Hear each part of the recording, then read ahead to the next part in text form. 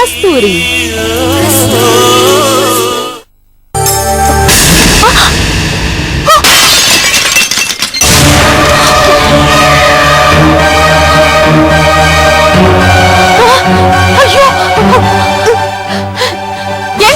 உனக்கு கண்ணு தெரியல? அது என்ன பொம்மை தெரியுமா? அதிர்ஷ்டத்தையும் ஐஸ்வர்யத்தையும் வீட்டுக்கு கொண்டு வர வாஸ்து பொம்மை. அத போய் கீழே தள்ளி உடைச்சியடி. சாரி அத்தை. ஐயோ சாரி அத்தை, தெரியாம விழுந்து உடைஞ்சிருச்சு, எங்களை மன்னிச்சிடுங்க. என்ன சாரி? தெரியாம விழுந்து உடைஞ்சதுக்கு இவங்க என்ன பண்ணுவாங்க? போட்டு விடு. ஆமா, நீங்க என்ன பண்ற?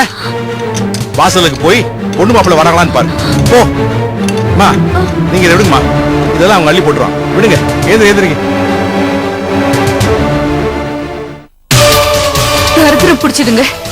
வீட்டுக்குள்ள காலடி எடுத்து வச்ச உடனே வாஸ்து பொம்மை போயிடுச்சு. இன்னும் ஒவ்வொன்னு என்னென்ன போக போதும். இன்னும் போறதுக்கு என்ன இருக்கு? சமையல்காரன் கால்ல விழாத குறையா சபையில அத்தனை பேர் முன்னாலும் கெஞ்சியாச்சு. குடும்பத்தோட மான மரியாதை கௌரவம் எல்லாம் போயாச்சு.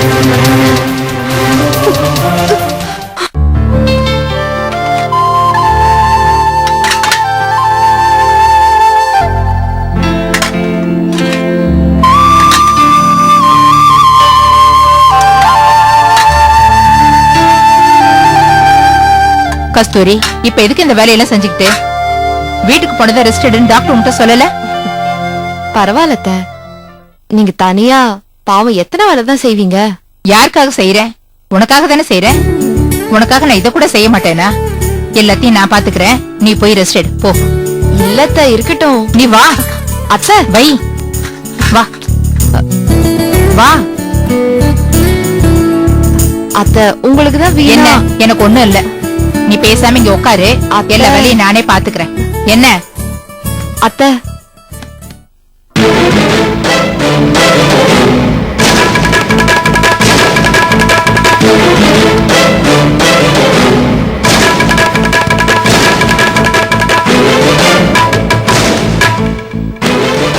நீ தான் அவளை உயிரை கொடுத்து காப்பாத்துன.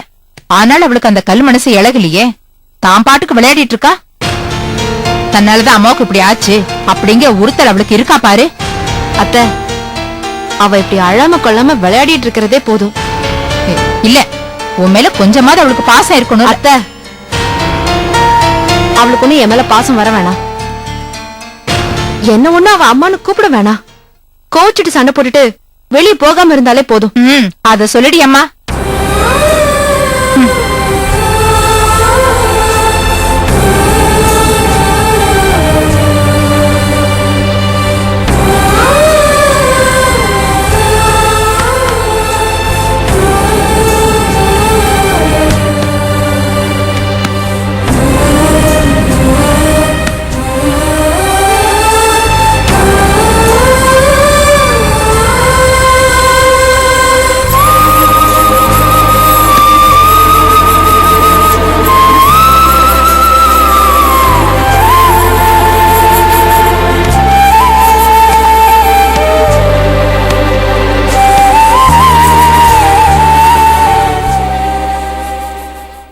காவ்யா, பிளீஸ் அன்னைக்கு மாதிரி கோச்சிட்டு எங்கேயும் போயிடாதமா.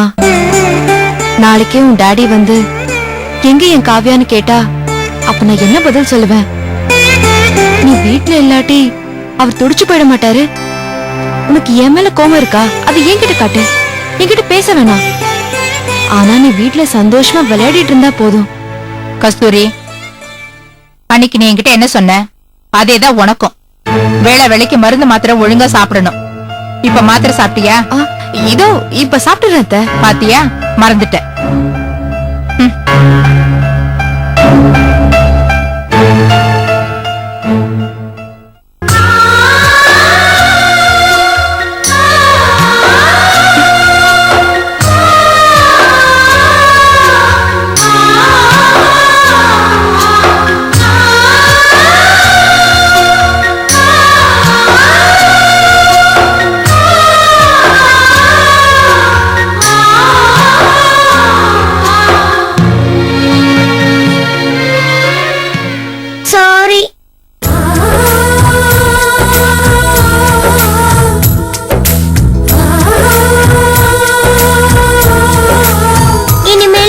நடந்துக்க மாட்டேன், வீட்டை விட்டு போக மாட்டேன்.